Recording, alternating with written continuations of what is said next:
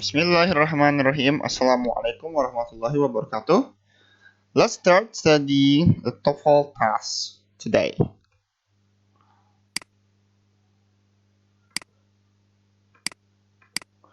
For today's material, we're going to discuss about past participle. Apa itu past participle? Jadi, teman-teman akan belajar bagaimana menggunakan kata kerja bentuk ketiga di dalam kalimat.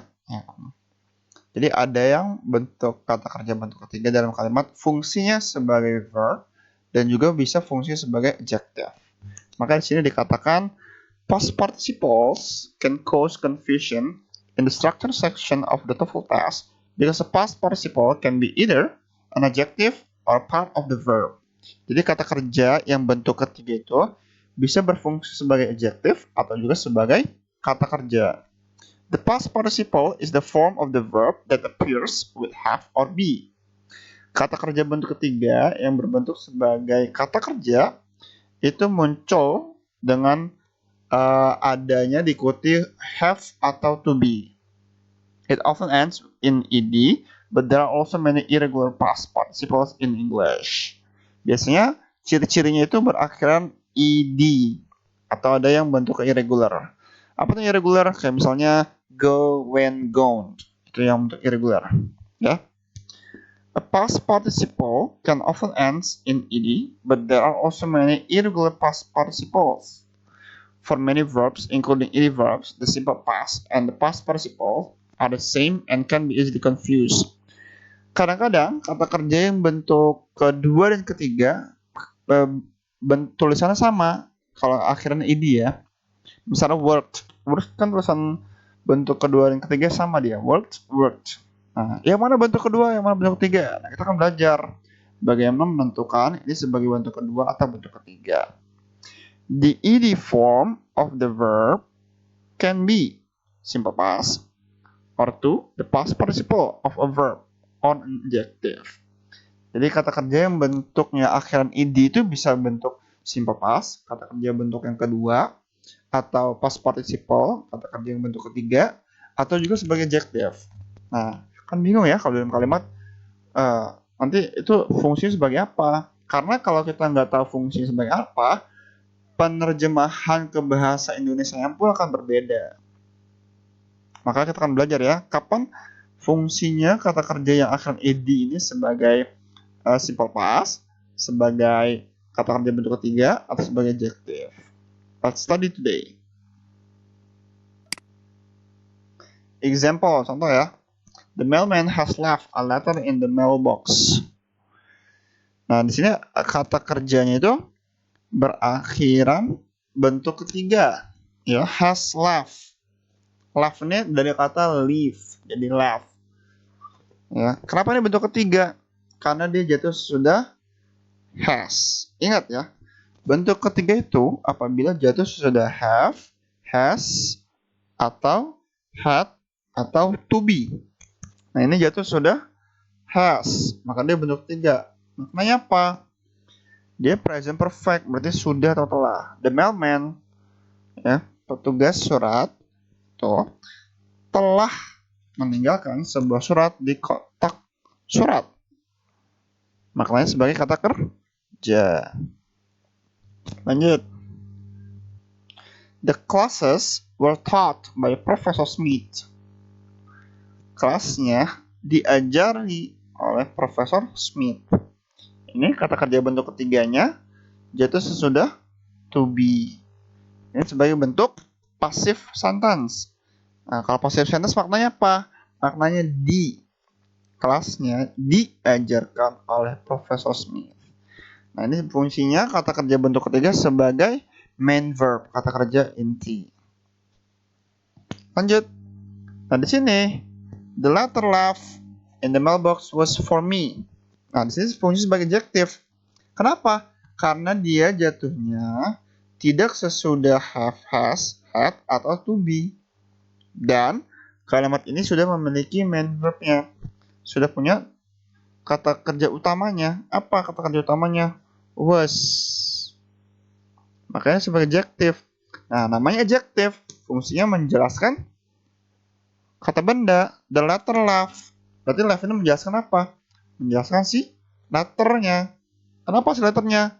Yang tertinggal di letter left in the mailbox. Surat yang tertinggal di kotak surat itu untuk saya. Ya, paham ya? Maknanya sebagai adjective, meskipun dia kata kerja yang bentuk ketiga. Lanjut. The classes taught by Professor Smith were very interesting. Nah, ini taught di sini sebagai adjective juga. Tahu dari mana? Karena jatuhnya tidak sesudah have, has, had, atau to be. Maka maknanya harus ditambahkan yang, karena dia menjelaskan. The classes taught, kelas yang diajari oleh Professor Smith were very interesting. Sangat menarik. Ya. Jadi kalau makna sebagai adjective harus ditambahkan kata yang dalam pemaknaannya. Atau dia menjelaskan kata benda yang ada sebelum atau sesudahnya. Seperti itu ya kalau dia sebagai adjective. Ini dia past participle. Contoh soal ya. The bread, bla bla bla, baked this morning smelled delicious. Subjeknya apa di sini? Ingat ya, kalau ngerjain soal TOEFL tuh kita harus cari subjek dan verbnya dulu. The bread dia sebagai subjek. Baked this morning smelled delicious. Ada akhiran id 2 nih ya, baked dan smell. Berarti salah satunya adalah verb. Maka kalimatnya sudah lengkap. Sudah ada subjek dan verb. Jangan ditambahkan subjek, jangan ditambahkan verb. Kalau yang A, maka dia jadi double verb. Has baked. Was baked juga double verb. It double subjek nanti. Maka jawabannya D, just. Hanya sebagai kata tambahan. Udah ya untuk mengerjakan TOEFL tasknya. Kalau bentuk soalnya sebagai past participle. Lanjut nomor 1. The food is served in this restaurant is delicious. Subjeknya apa? The food. Ada verbnya ada 2 nih. Is served dan is. Ya, to be dan kata-kata int. Maka kalimat ini salah. Harusnya apa? Hilangkan to be pada kata sebelum serve-nya. Jadi sebagai past participle, sebagai adjective dia past participle-nya. The food served in this restaurant is delicious. Makanan yang disajikan di restoran ini enak. Seperti itu. Lanjut nomor 2.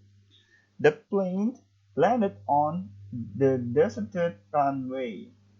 Nah, ini dia betul. Karena deserted di sini sebagai adjective. Meskipun akhirnya India. Subjeknya the plane, verbnya landed. Number 3. The unexpected guest arrived just at dinner time. Nah, subjeknya apa di sini? Subjeknya guest. Verbnya arrived sama unexpected. Ya, ada kata ini kan? Berarti salah satunya harus ada yang jadi adjective. Dan salah satunya jadi ada yang verb. Yang sebagai verbnya yang arrive. Adjektifnya apa di sini? Unexpected. Kan unexpected sebagai adjective. Berarti dia menjelaskan kata benda. Kata benda yang mana? Guess. Dijelaskan ya. Lanjut number 4. The courses are listed in the catalog are required courses. Ya, pelajaran yang diterterakan di katalog diperlukan, ya, pelajaran yang wajib. Nah, kalau sini double verb ya, are listed sama are required. Maka salah satunya harus menjadi adjective. Ya, mana jadi adjective lebih cocoknya? Lebih cocok yang are listed ya, are dihilangkan. Jadinya the courses listed. Pelajaran yang tertera di katalog. Are required courses adalah pelajaran wajib. Number 5. The teacher found the lost exam. Kalimat betul ya. Ada subjeknya the teacher, verbnya found. Terus lost di sini kan kata kerja bentuk ketiga, tapi dia fungsi sebagai adjective. Kalau fungsinya sebagai adjective, dia menjelaskan apa? Exam. Seperti itu ya. Teacher, gurunya menemukan ujian yang hilang. Nah, seperti itu materi tentang past participle.